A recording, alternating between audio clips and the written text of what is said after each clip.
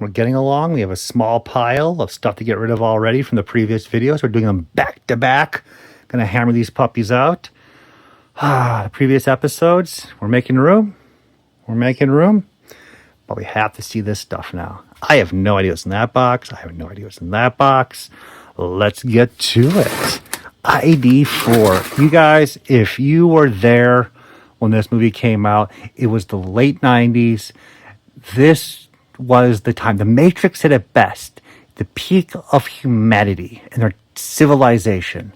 So when ID4 came out, this movie was the blockbuster. You didn't have to go online. This was word of mouth type of movie. Everyone knew within days, you have to see it. It was going to be something you'll be talking about a week later. And that's how it was. There were great movies coming out in those times. The movie itself, though well remembered, it kind of doesn't do well as a toy line. And this one is the Supreme Commander, the largest of all the ID4 aliens that they produced. The jet. I mean, Trendmasters did very well getting this license. I love that.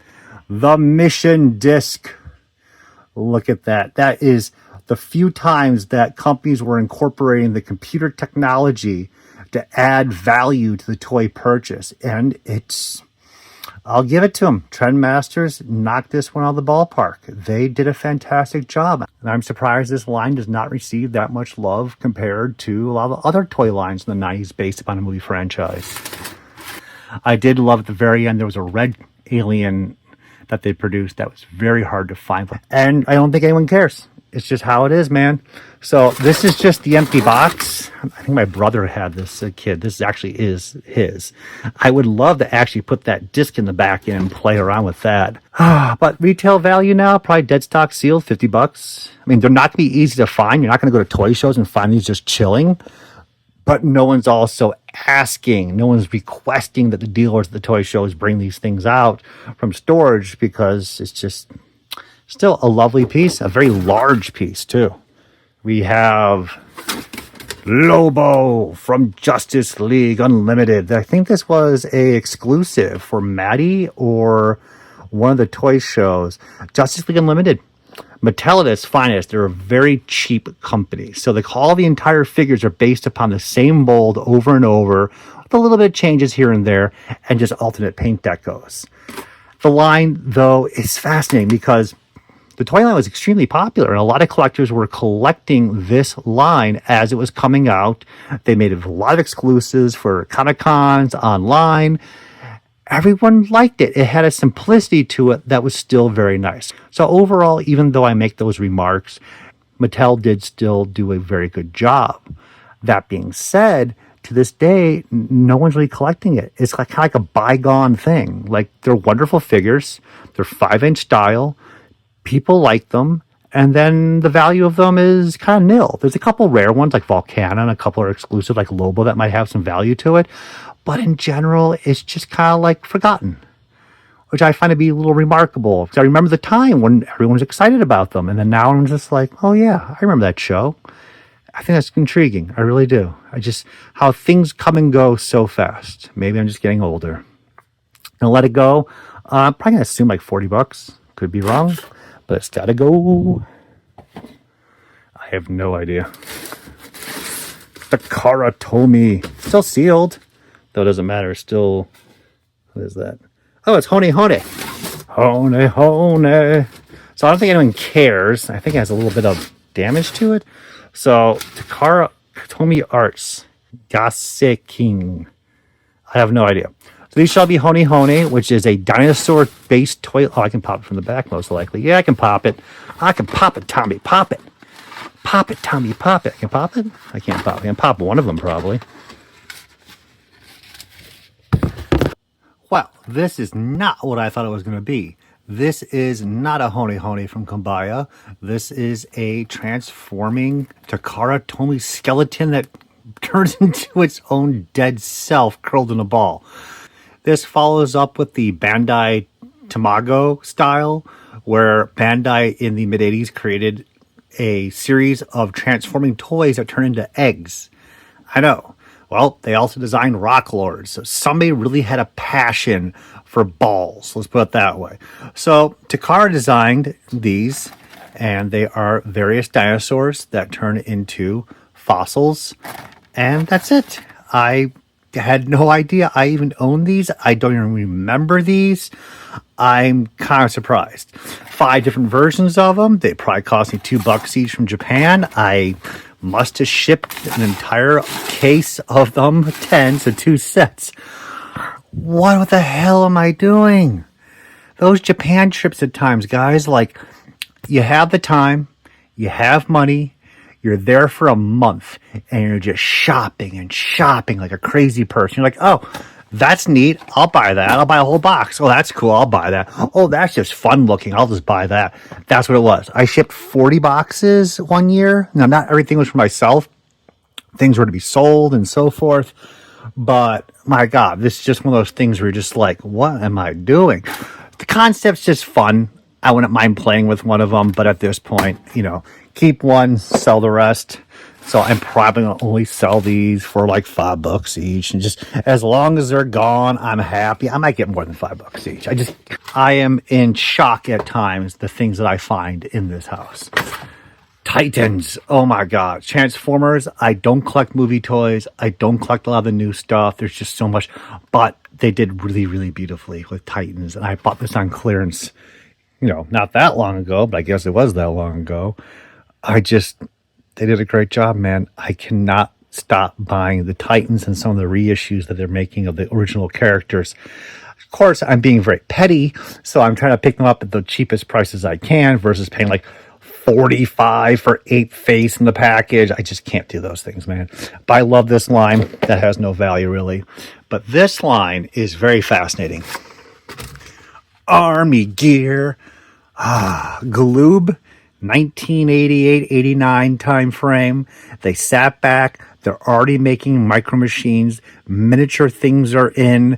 They said, hey, let's do military items, cosplay, weapons, and flashlights and canteens, and they'll transform into miniature play sets. It sounds neat. It sounds great. But even as a kid, I remember looking at this exact set, and I just wanted... That didn't sound good. And I haven't looked down yet. Really? Where'd it go? Really? Of all the things... Oh my God. What? It got devoured. It's already disappeared. You heard it. There it is. That was my APC Night Force. Just decided to take a dive. It's intact though, and it's fine. What the hell is this? It's like ghosts are here. Like ghosts attached to the toys I have. The kids never let go. They've already passed on. I mean, geez, that's kind of a creepy thought. Okay, Night Force vehicle, I think it's fine. The parts and pieces are, well, there's sticking out. Look at that. That's an expensive piece, and it's just chilling. And the canopy fell down here. Oh my God. That's so weird. We'll figure this out later. So anyways. So even as a kid, all I wanted was just the jet. I just wanted to play with the vehicles. I didn't care too much about the play set aspect of it. And it seems that other people kind of agree. $3.98 on discount. Box is kind of thrashed on this. Wonderful assortment of various vehicles. There's the grenade that had the little vehicle come out. The air defense had the little helicopter. The observation post machete. They were intriguing, but they weren't calling to me, and I think to anybody else either. So that was it. They kind of faded away, and people don't talk about this line anymore. You don't see them at toy shows. It was just a one-hit wonder.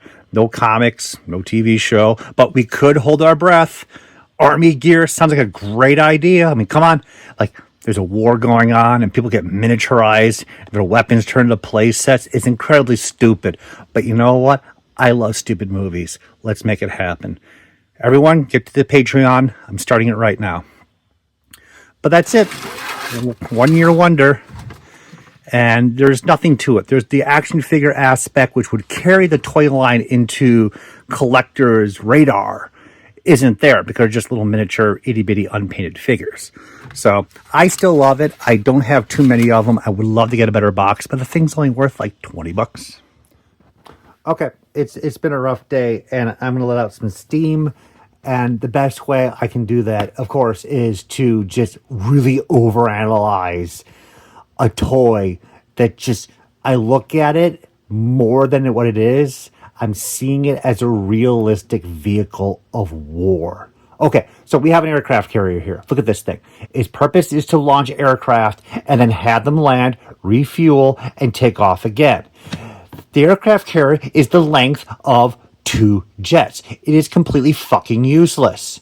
This is a goddamn joke. As a kid, I refused to play with this toy. At least the USS Flag looked like it had a possibility of taking off. But no. Galoob was like, nah, this is good enough for the kids. Use your imagination. I don't have any imagination. Show me something that looks good. And of course they didn't. So we have an aircraft carrier that's completely useless. So let's just scoot that off the side right now. And then I'm going to look at the actual other factors involved here. So let's just look at the aircraft carrier and say, okay, we have the lower decks. Well, there's not much going on there. So this jet needs lots and lots of fuel. So we're going to assume a portion of this is storage tanks for the jet to take off. Okay, we're working on that. Looks good. Sounds good. Let's see about the aircraft carrier itself. What is it propelled by? Oh, it's propelled by a gigantic jet engine. Holy shit. So right there, I can only imagine when this thing just starts hustling, it's probably like 300 miles per hour. Its fuel consumption will be, well, it'll just use up whatever. We'll just assume this entire lower part of the deck is just fuel that will be devoured by this jet aircraft engine attached to an aircraft carrier. I don't know. It'll last like 20 minutes. That'll be just dead in the water. But, who cares, right? Okay, we're fine. Then we have to look at the munitions. Oh, where's storage? Oh, where we have here. So here we have the tower. So that's going to hold everything else but the fuel. So munitions, personnel, food, all electronics for surveillance, you name it, it's going to be in there. This tiny ass piece of shit tower. Okay, so nothing. There's just nothing going on. We got a crew of 5 goddamn soldiers who are just crying because they know the position that they're in right now is just pretty much death. We have a tower that's completely open to the elements. Look at this. There's just nothing. The waves just go in. The corrosive sea salt just gets in the electronics, destroys it. Who cares? I mean, it's a weapon of war. I guess they decided a long time ago this thing would last like a couple days in battle, and that was it. So who cares, right? We have this gentleman up here. He's using his binoculars. That's it. Wait, where's the control panel? Oh, is that the control panel? Is that all we got? That's it? So he's not even driving it. He's just looking out the window. Then no one's driving it at all. It just goes straight. That's it. Big whoopee-doo. Anyone monitoring communication systems? Nope. Nothing. Okay. Then we have 2 guys right here. They have their weapons drawn, running around the flight deck, probably just gone batshit crazy, firing at anybody else. There might have been actually more crew members. They're just dead now, Then there's one guy. This is all we have here. Well, what is it? A third of the tower is a bed to sleep in. Is he hiding? I think it's a bed. And it's probably a bed because they realize he's going to have a lot of nasty farts. Those really nasty Burger King croissant smelling farts. So they created a ventilation system right above the bed. So at least they thought about something, right? Then, of course, up here, there's this poor guy. He knows what's going on. He wants to live. He's hiding up here. He knows if he just keeps quiet, he might survive this thing. What a terrible design. Who in the thought of this place set to be an amazing place set? On a side note for toy-wise, look at this figure. This guy's just absolutely useless. So this figure, he's in a squatting position all the time. All the figures have the same posability right at the leg joints. Okay, great. So this guy can go from sitting to sexual position.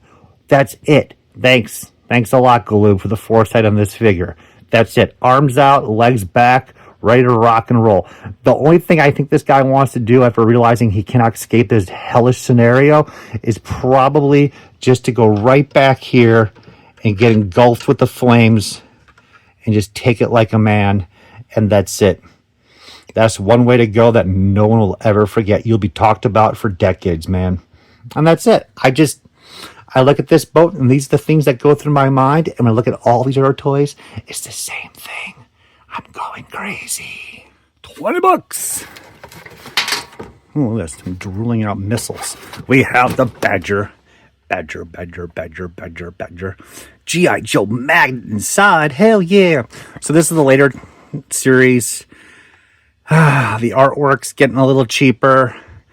Hasbro's putting a little less effort into the items now. They're just 2-color paint scheme, missile fire everything. Hope it's in there. Looks good. I think the magnet's in there. These toys, not too much money. Right when you're in this area, people are not screaming crazy for this stuff. If it was dead stock sealed, maybe $65, $70. This piece right now in this condition, about $35, $30. I don't have many Joe vehicles in the package still, so it's just nice to have a couple pieces here and there. I wouldn't mind finding some more magnets. I forgot about those, to be honest. $4. $4. That's how it was in the mid-2000s. You just go to toy shows. People didn't care. This was not original vintage 80s stuff. Let it go. Just get rid of it. $4. Still is a nice vehicle. Still is interesting to look at, but it doesn't have that core detail and passion that Hasbro had put into their toys in the 80s. This is just more like the quick money grab. That being said, we got the Mudbuster as well.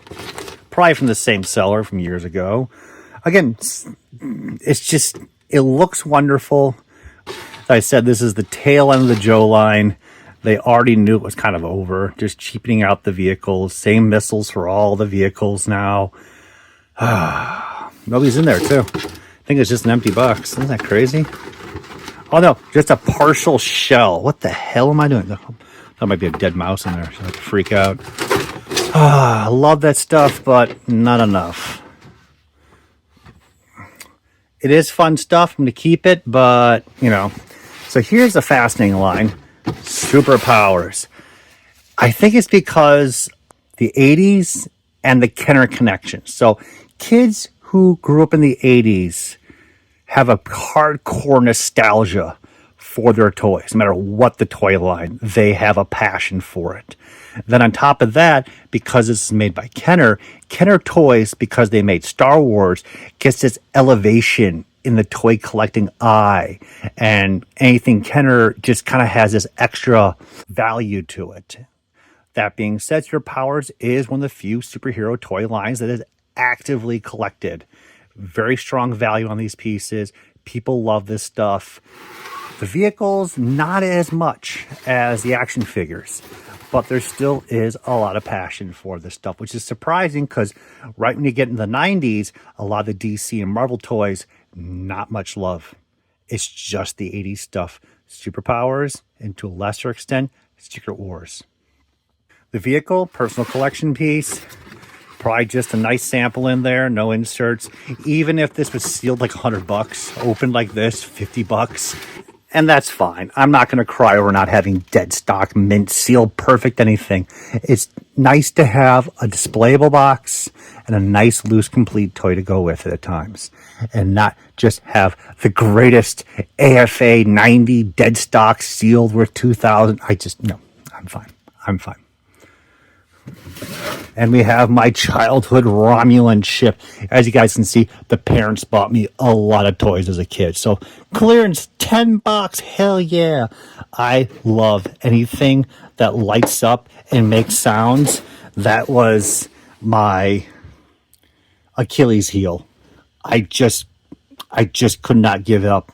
Anything that lit up in the dark as well. Yeah, love it. So this thing's still kicking around. I think it's probably over here. So we'll get it into one of those boxes and take care of it. Star Trek market is absolutely funny as hell. Nobody cares. So Star Trek Next Generation, absolutely beloved, wonderful series. People love it.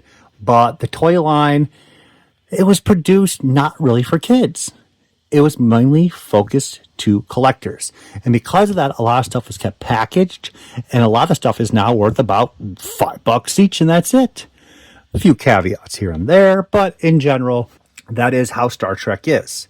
There's the original series, the Playmate series, and the newer stuff. There's some things that have value here and there, but overall, it's a series that's loved for the series, not for the collectibles that were made for it. That's great. That's fine. That being said, I remember sneaking into a LA Star Trek show that I had no idea what was going on. I went through the kitchen with somebody else, just through the back doors, and we walked in there without paying because, stupid as a stupid does. I'll never forget of all the things there. The Star Trek convention then, this is like mid-2000s, they had all the Playmates action figures for these exorbitant prices. $10, $15, $30 a character. Like in that little bubble of the Star Trek community for a short time, they valued the stuff more than it was worth on the outside markets. I just never forgot that. I was just looking at people like, are you serious? Are you crazy? Strange days indeed.